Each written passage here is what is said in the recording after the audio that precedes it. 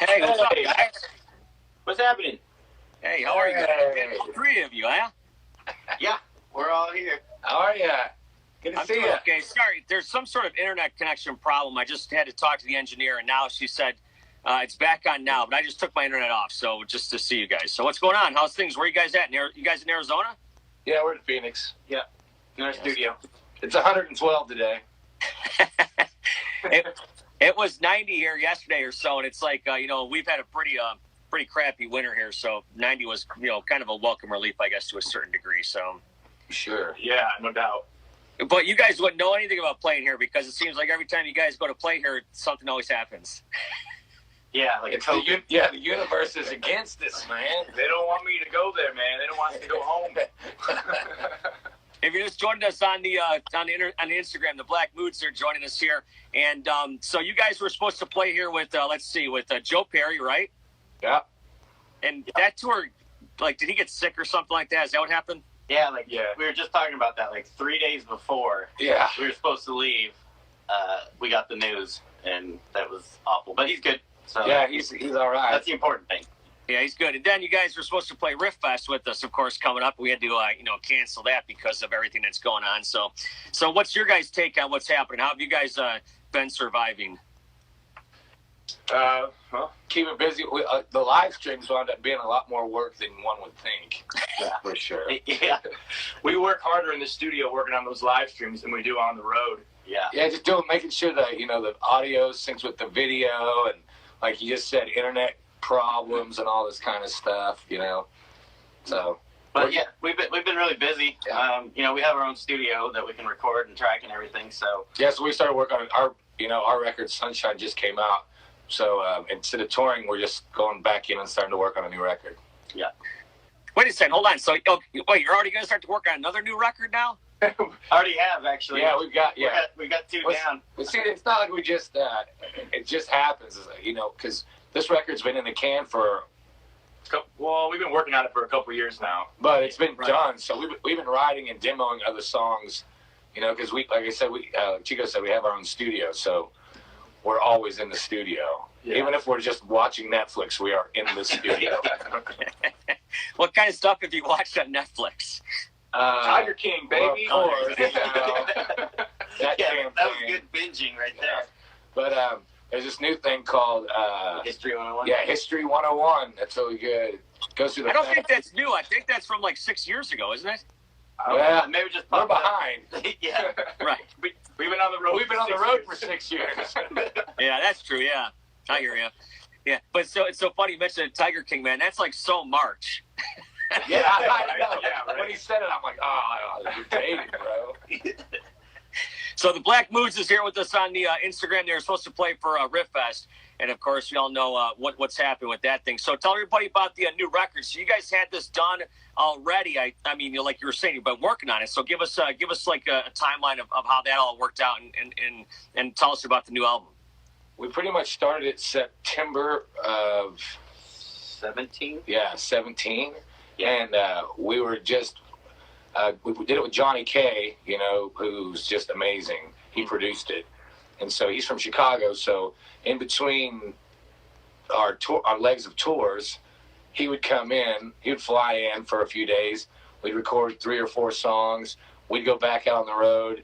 Schedule another time, he'd fly back in, or we'd go back out on the road and go by his place in Chicago. So it was all kind of pieced together throughout, the last couple years of touring that we've been doing. So Yeah, we did like 3 or 4 songs at a time. He'd mix them, and then that's why we would release singles. Like Belladonna was the first single, and we only had like 3 or 4 songs done at that time. yeah, And so we did single by single, and we kind of did went to radio with it and did the record at the same time, to where I think we finished tracking Sunshine last summer. And then the rest of it is just, timing and getting everything. which if you've ever made a record before, it's kind of a good way to make it, so you don't want it, killing each other or, anything, being stuck working on like 15 songs at once, you can get Break burnt it out. out. Yeah, Yeah. you get burnt out pretty easy. No, I haven't made a record before, thankfully, for a lot of people, I'm sure. But so That's why yeah, you still look so young. I'm sure I'm a lot older than you guys, that's for sure. But I've been in this business, I think, as long as you guys have been around, probably. But so talk about being like in a rock band in 2020, because it seems like that's kind of like the rock bands have really started to go to the forefront with the Rival Sons and the bands like that. So talk about being a rock band in 2020. It's been good as far as you have like bigger labels actually sinking money behind bands like Vaughn did with Greta Van Fleet. I think they were the first ones that actually got a big push behind a major label, that somebody was getting behind musicians instead of just somebody that's sitting in front of a laptop or whatever it is. That's it, yeah. But Rival Sons, those guys have been pushing hard for a while, so they just finally they got their due, I think. Those guys have been working their asses off. Yeah. But you mentioned like Greta Van Fleet, right from here in Michigan. And it's kind of cool to see, 4 guys up there, in your case, 3 guys, that play instruments and do stuff, and they're not, inundated with stuff from Pro Tools and whatnot. I've heard of bands recently. I think Corey Taylor was telling me one time where they actually put like a drapery over the Pro Tools rig so they couldn't see it, when they were recording, because they didn't want to sound phony, Yeah, well, and a lot of that, we don't hold it against those bands that do use tracks and that kind of thing. We've tried it before. It's just not for us. We still our music kind of breathes, and whenever it depends on what you're getting back from the crowd and what mood you're in, on how fast the song's going to go. Actually, or if you want to do it a different way, you don't have to. It's like playing to the radio every night. You don't get there's no freedom in that. So. We're lucky to you're 100% correct in it. Just as you were talking, I was thinking about that. I'm not a musician, but it's like if you guys want to go off and venture and do a longer solo, or you guys have that freedom where some of these bands are kind of locked into their times. Yeah, maybe I need to take a leak, and it's like you guys just keep going, and I'll run off stage. There's been many times actually where I'm like, "Hey, time out for me," and I'll jump off the stage. What am I supposed to do? Yeah. So, you can't do that when you're playing the tracks. Yeah. That's right. I know one of my friends who will remain nameless. He actually runs the lighting on the stage, so they have a track in their head, so it matches all the lightings. He does the computer rig for it. Yeah. See, that's another thing too, and like I said, that's a bad thing. That with the production value and that kind of thing, it's important. We're just 3 guys. You can just put us under a white light. We're gonna play rock and roll music. We don't care too much.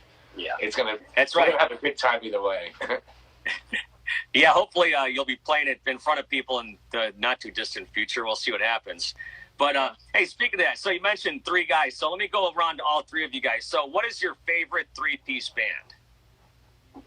I guess a whole or each one of ours. No, each one of you guys. Which one's what's your favorite 3-piece band? Ooh, that's a tough one. Cream, maybe. Yeah. Okay. Cream or Hendrix. I was going to say the same thing. You can't. I was going to say Hendrix. Yeah. Mine's ZZ Top. Oh yeah, that's pretty.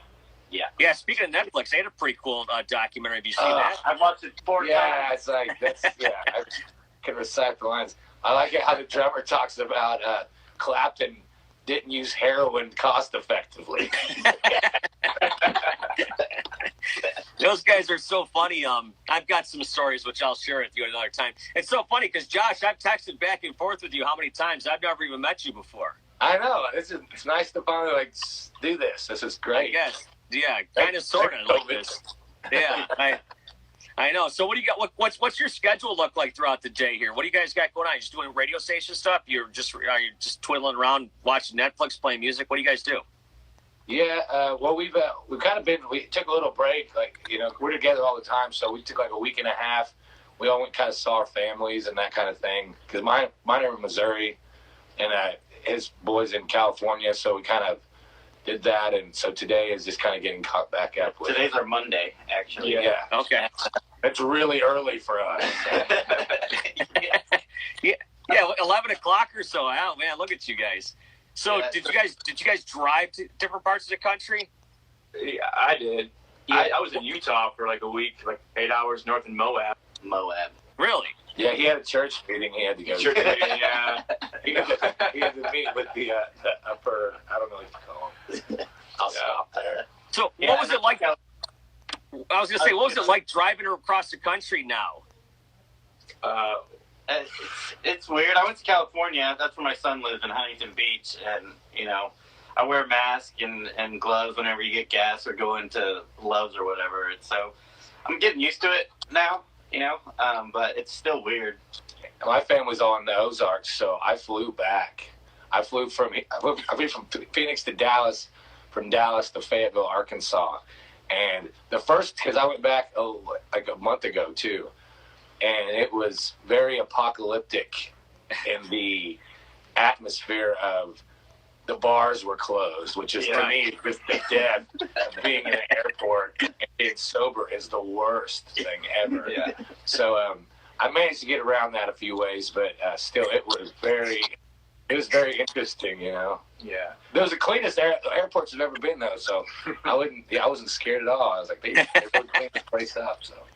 It's funny you mentioned that because when you said you went back to Missouri, the first thing I thought of was Ozark, and it's like that movie's so good, that series on Netflix. And like I'm one of those guys where like I'll start watching something on Netflix. Like right now I'm watching Deadwood, and I've never been to Deadwood. Now I got to go there, but I got to go to the Ozarks too. So it's like that's one of my things on my list. Well, actually, here in the next couple of weeks, because our label they have a house and boats and all this kind of thing back there at Table Rock Lake. So instead of us staying here and cooking, because we're usually on tour during the summer, we're not in Arizona melting. And so this time we're going to load our studio up and go back and start working on a new record so we can be closer to the Lake of the Ozarks and Table Rock Lake and that thing. Yeah. That's cool. So who is from Tempe? Like how are you guys like from Arizona? I was born and raised here, so I'm a native. But I met Josh because he moved out here to go to the conservatory, right? Yeah, I went to a recording school out here in Tempe, so I did that and hooked up with the Gym Blossoms and then ran their studio and started writing and making demos of my own and met Chico. Yeah, through a mutual friend. We started playing together, and then we started playing the local circuit here, and then we got with Jordan finally, and I moved touring. I moved to LA from Toledo, Ohio. Actually, I'm born and raised in Toledo, and I moved to LA. That's where I met these guys, kind of through mutual friends, and then now we're kind of just based out of here, Phoenix. Yeah, it's kind of funny because we needed a bass player, so through mutual friends we got in touch with Jordan, so we sent him demos of what we needed to do. He came in and we had one rehearsal all the way through. It was like 17 songs or something, and he nailed it. So we looked at each other, we're like, well, what do we do now? Well, let's get drunk. He's like, then let's go grab my shit. Let's go. Yeah. What songs were you guys playing for the rehearsal? Like cover songs? No, I mean, no, they were original songs. Yeah, they were off the album Medicine, the 2006 release. Yeah, it was pretty much that whole record, and we do some covers. We do like "Time" by Pink Floyd, and I Need to Know, but Petty. Well, I mean, from where Chico and I came from, and Jordan the same way. Jordan and I grew up playing. Our dads played, so we grew up knowing like the whole Creedence catalog, Skinner, all that kind of stuff, So we have. Did your dads play on like touring musicians, or did they just play around at home? My dad actually, his band they were from where I'm from. They call it the 4-state area. So there's like Arkansas, Oklahoma, Kansas, and Missouri. They're all real close to each other. So that's kind of the whole area where they would tour around, kind of regionally. They made a record in Nashville, and I just grew up around it. So they did that's kind of where I got the original. That's how I learned to write songs and that kind of thing. So those guys. What about you, Jordan? Was your dad a touring musician? Oh yeah. My dad, my family actually. Like I came from like a family band, but before that, my dad played Detroit, Cleveland. They had a big yellow school bus that they cruised around in. Yeah, right. Really? He was a musician before, for his, longer than I've been alive. And my dad just listened to Yanni. And George Benson, right? That's not bad. I thought he was a George Benson guy. Was that you? I was just doing a thing. So for June, I'm going to do a music challenge, like on my social media and whatnot. And June 21st is Father's Day. And so I think on that day, I'm going to challenge people to pick an album that reminds them of their dad. So Well, Josh, what do you say? You go first. What album would remind you of your dad? Eric Clapton Timepieces. That's like a greatest hits that they put out, and I don't know what year it came out. It was like late 70s, early 80s or something like that. But it had Cocaine, Layla, Wonderful Tonight, all that kind of stuff, you know. That's probably the one for me. Chico, what do you got? I would probably say Bob Seger, but probably just the greatest hits. My dad's never really been into music. It's weird. I'm a musician because my dad was totally not. But I do remember growing up and hearing Seeger quite a bit. Yeah, not a bad choice to pick from here. So, Jordan, what do you got? There you go. Boston. My dad would play that record or whatever, like all the way through. You know what I mean? All that stuff. You know what I mean? We still do that. We keep that live here anytime we start. Oh yeah. It's like crank that. It's awesome. He'll play that whole album all the way through, like on guitar, and just watch him play. You know. What a great. Yeah, I was like just a kid when John Lennon got killed, and then I discovered my dad's Beatle records. So I guess I would probably just have to pick a Beatles album, just because that those were his. So. Yeah. Is there what one Beatles record would you point out? I think Rubber Soul was like the first one I kind of got connected to.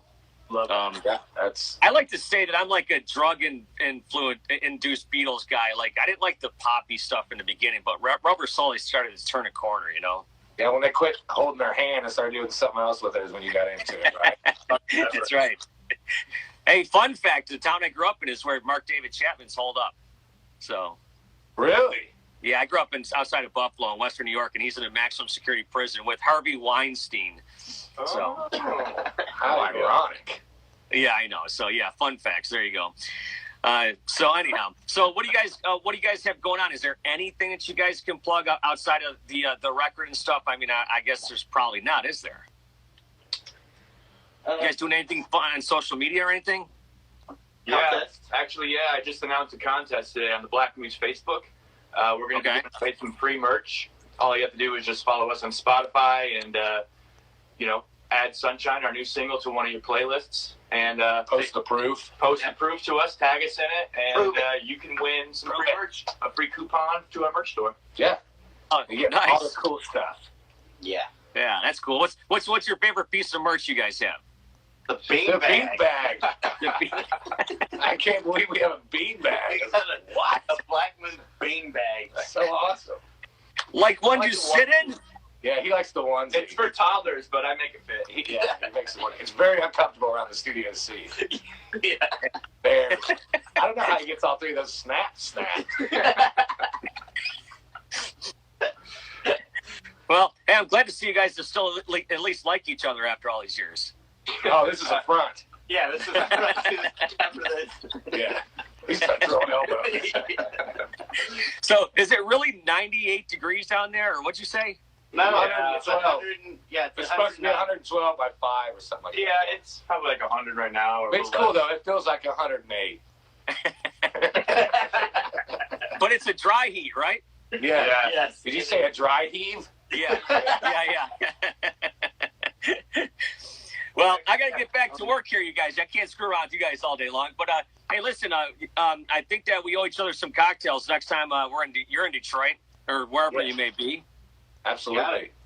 Jordan, when's the last time you were in Toledo? Probably less than a year ago. I kind of go back 2 or 3 times a year to see my family.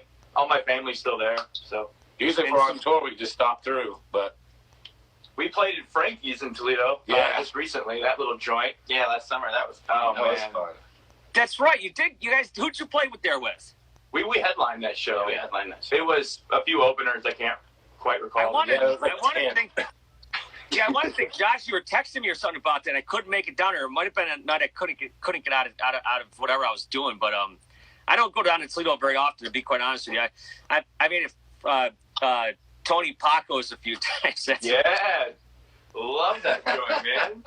I've been to the Huntington Center and saw a couple shows, maybe like 2 in the last 25 years. That's it. But yeah, I don't go down to Toledo very often. But yeah, Kiss plays there. They played there a bunch. Bob Seger and whatever. All those acts kind of go through that circuit. I met Pamela Anderson there one night.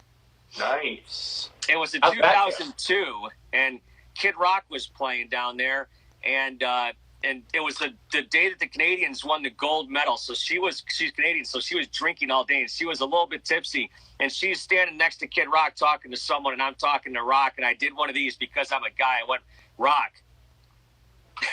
And he elbowed her and he introduced her to me. That's all I wanted. I just wanted to say hi. Love that. So, well, listen, man, you guys be good, be cool down there, and of course the record's out, and new music coming up soon, perhaps. Yeah. And everything else. So, hey, Josh, keep in touch with me. We'll get together soon enough and hang out and do whatever. Hopefully. For sure. All right. Well, have a good day, man. Good seeing you. All right, you guys, be good. We'll talk to you soon. Thanks for the time. Of course. Thank you. Take care. Thanks, guys.